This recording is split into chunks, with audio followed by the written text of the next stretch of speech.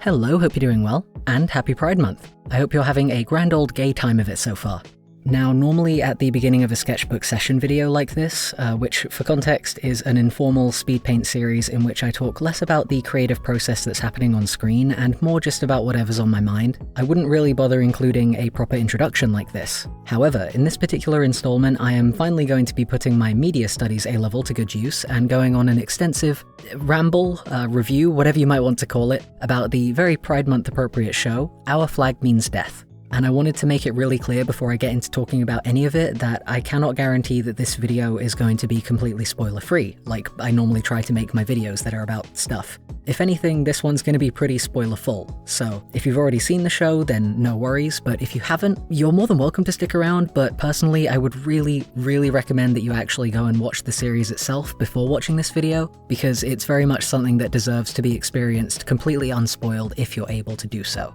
Anyway, you have been warned, so without further ado, let's start talking about gay pirates.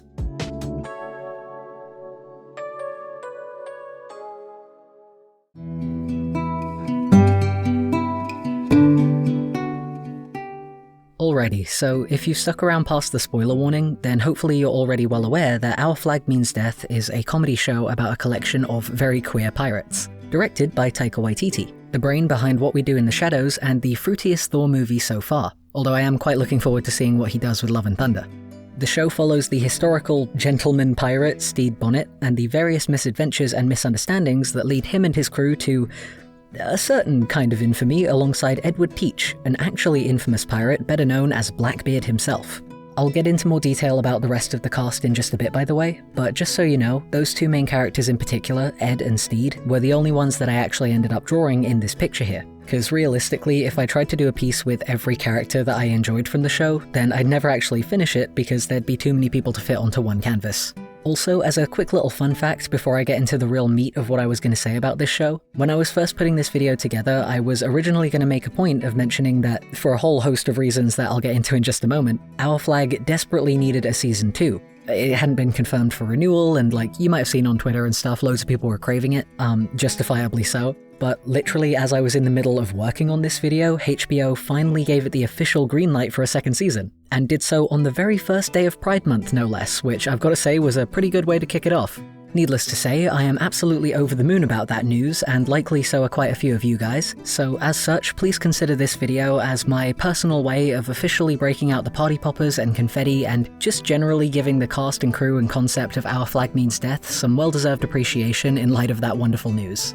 So with that celebratory energy in mind anyway, I'm gonna go ahead and get into why I actually enjoy this show so much. Like I said, it's a comedy, but presented quite differently to the way a lot of comedy TV shows are usually formatted. Well, I suppose it's more that it's not quite the spitting image of what might first come to mind when you hear the term, like, comedy TV show, which is to say that it's not rocking the canned laughter track that tends to be standard in more situational sitcoms like Friends. Instead, Our Flag is presented as this, honestly near cinema quality narrative story that's just as funny as it can be serious. Personally, I find it even funnier given that it's built on the kind of deadpan, sarcastic humour that's more typical of the comedy that I've grown up laughing at here in the UK. But also the really oddball out of left field kind which, well, honestly I don't know if it's typical of New Zealand comedy or if it's just a Taika Waititi and or Rhys Davies thing, but either way, it really adds to the overall fun of the show. Thinking about it, I know it might sound like really high praise to say that the show is basically cinema quality, but truthfully I don't think it's an overstatement with Taika behind the camera.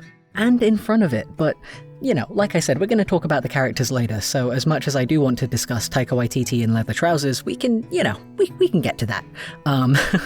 Now, I'd heard a fair bit about the show before I actually dived in and watched it, or at least I'd heard enough to get the gist that I would probably enjoy it based on the fact that it was a show about pirates,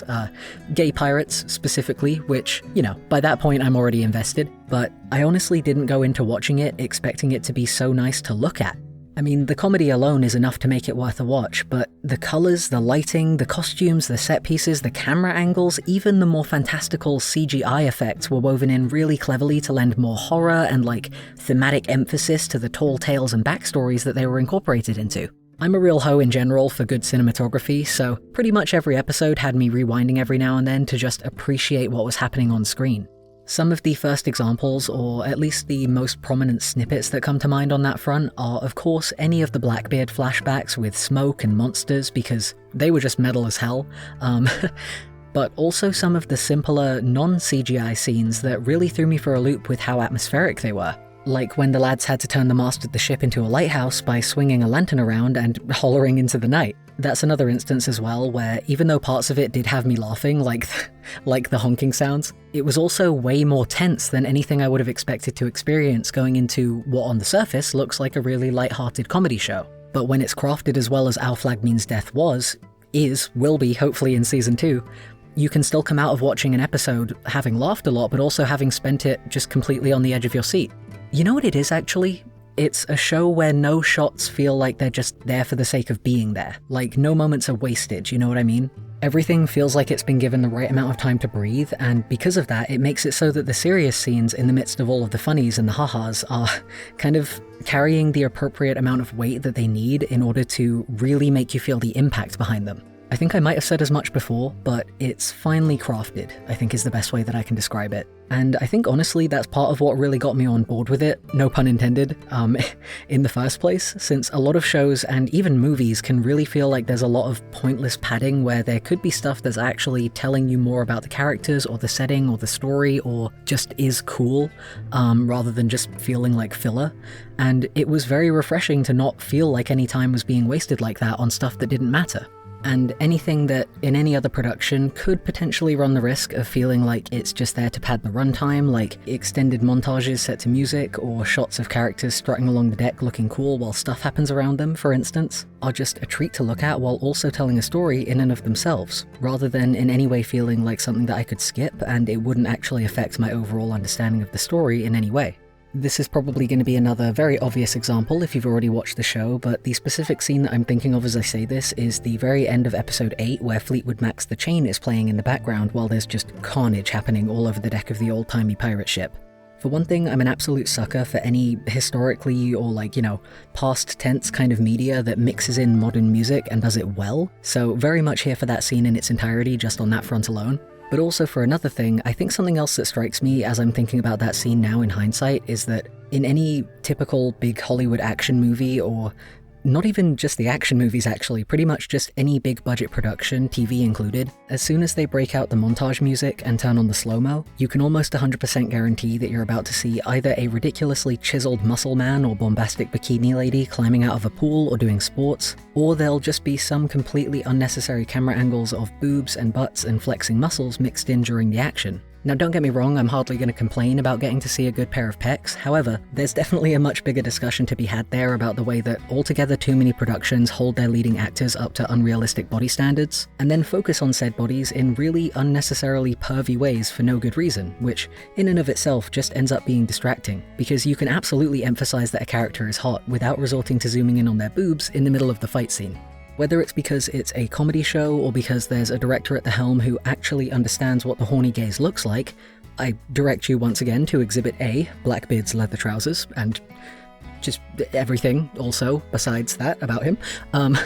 But yeah, something else that's just really refreshing about Our Flag now that I'm thinking back on it is just that despite it being, like I say, a pretty much cinema quality production, all of the characters and the actors who play them just look like people. They're not scantily clad, they're not chiseled to within an inch of their life, and they're not facing the camera arse first at every given opportunity, and yet, still very cool, very funny, and in quite a few circumstances, very, very hot. Speaking of the characters though, I reckon this would be a good time to talk about them a bit more, because while I'm on the topic of how this show depicts the people in it compared to more high-profile productions, it's definitely worth mentioning that the cast of Our Flag is actually really star-studded. I remember talking about it with my mum in the kitchen a while ago and pulling up the cast list on my phone, and her just being completely shocked that so many big-name actors that she'd heard of were involved in it. From well-known comedy actors like Leslie Jones, to Shakespearean award winners like Rory Kinnear, to Con O'Neill, who I was surprised to find has actually done a lot of musicals. And that's just a handful of the supporting cast. I think I said as much earlier, but there really are too many standout characters in this show for me to properly go into full detail about all of them. But what I will say is that each and every one of them, even certain side characters who don't really take center stage or who maybe don't show up all too often, all feel like fully realized creations. They know what they're about, and they bring it to the table 110% in every scene that they show up in. Some of my favorites on the side character front have got to be, like I say, Leslie Jones and Rory Kinnear as the pirate queen and the naval captains, whatever you want to call them. But yeah, they made for really fun antagonists, and you could really tell that the actors were having fun playing them as well, which kind of really added to it. And it probably also goes without saying that besides the main characters of Steed and Ed themselves, I also just love so many members of Steed's actual pirate crew. Lucius in particular, though, was an absolute scene stealer because just like the amount of sass and overtly camp exasperation that he managed to portray so perfectly was just, mwah, chef's kiss, 10 out of 10, absolute sight to behold. On that note though, that actually kind of leads me nicely into the final, and I would certainly say, at least to me, the most important jumble of thoughts that I kind of wanted to go over here. And this, I suppose you could call it a closing statement or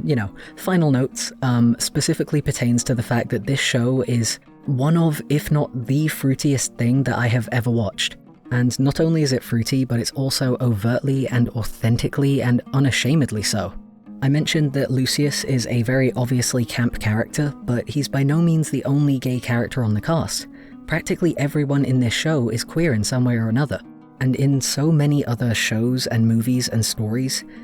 we don't get that.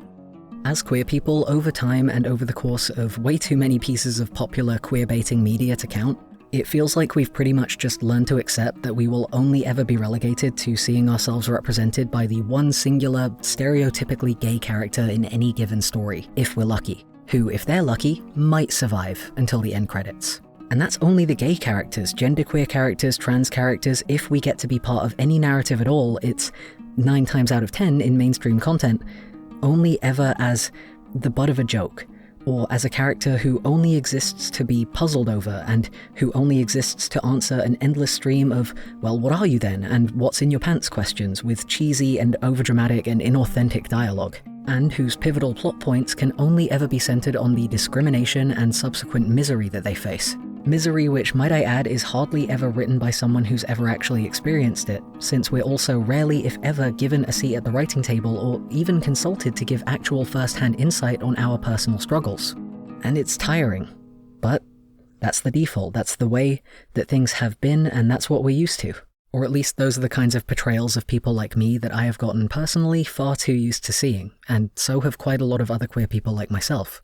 And then suddenly, in comes Our Flag Means Death, and along with it, characters like Lucius, who gets to be fun and flirty and fuck around and fall in love and wear a cravat and draw tasteful nude portraits of his fellow crewmates because none of them could care less if he's gay because they're all at least some kind of fruity too. And characters like Jim, a non-binary role played by a non-binary actor. A character who is, for one thing, an absolute badass, and who, for another thing, is only ever questioned about their gender in one scene, which makes it very clear that the crewmates who are asking them all of these questions are very much the butt of the joke in that situation. It also makes it quite clear that, more than anything, the crewmates are kinda just surprised that Jim can speak, since up until that point they'd been in disguise as a mute. And moreover, Jim is a character who, after that point, after that discussion, gets to carry right along with the revenge quest and will-they-won't-they relationship with their friend Oluwende that actually makes up the crux of their character arc. They don't need to go through some dramatic turmoil about who they are, because they know themselves. They know they're a cool assassin who needs to go and get on with some piracy. It's great.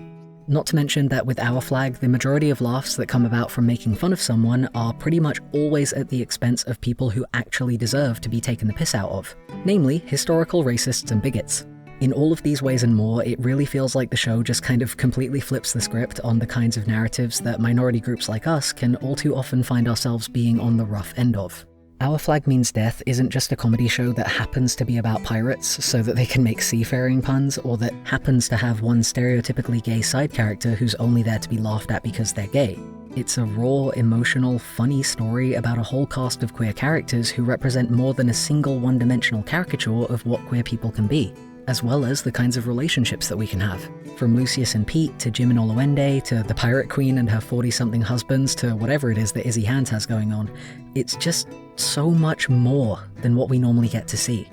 And then, at the heart of it all, there's Steed and Ed. Two old fools who fall in love on the high seas and who fulfill so many fanfic-level cliches along the way that even characters within the show are basically begging them to just kiss already. Shout out once again to my main man Lucius for just saying what we're all thinking throughout the entire show. But all jokes aside, I found myself crying a lot more often while watching this show than I ever would have expected to, and often in the understated, unacknowledged moments just as much, if not more so, than during some of the bigger scenes. The boot touch definitely got me. The kiss,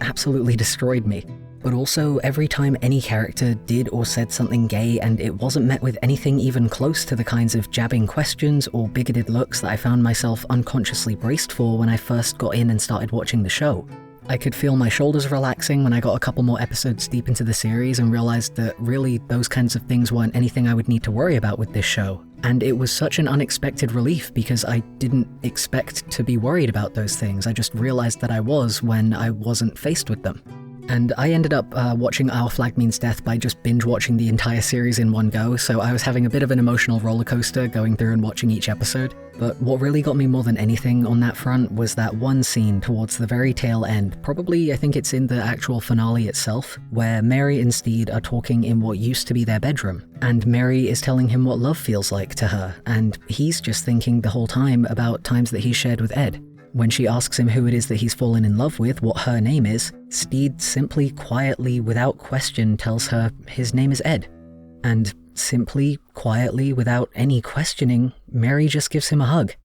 And I remember just sitting there in floods of tears because of how hard that understated, beautifully played out scene just hit me in the heart after a lifetime of media that has never once let things play out that way, and thinking, we can have this? We can have funny, sincere, swashbuckling, beautiful love stories that don't ever even once call the worth of our love and ourselves into question? And yeah, turns out we can. Hopefully I've not gotten too into my feelings during this video, but finally getting to experience stories like this means so much more than even I myself realized going into it. If there's one moral that I hope you guys will take away from this video as we head into the remainder of Pride Month and through to the year beyond, it's that gay swashbuckling is always so much more engaging, so much more fun, and so much better than gay suffering. Our Flag Means Death has raised the bar way past what I thought we could ever have, and for one thing, I cannot wait until the level that it's set becomes the standard in TV and movies and storytelling in general, because it's absolutely what we deserve and what we have deserved as a community for so damn long. And also, I can't wait for Season 2.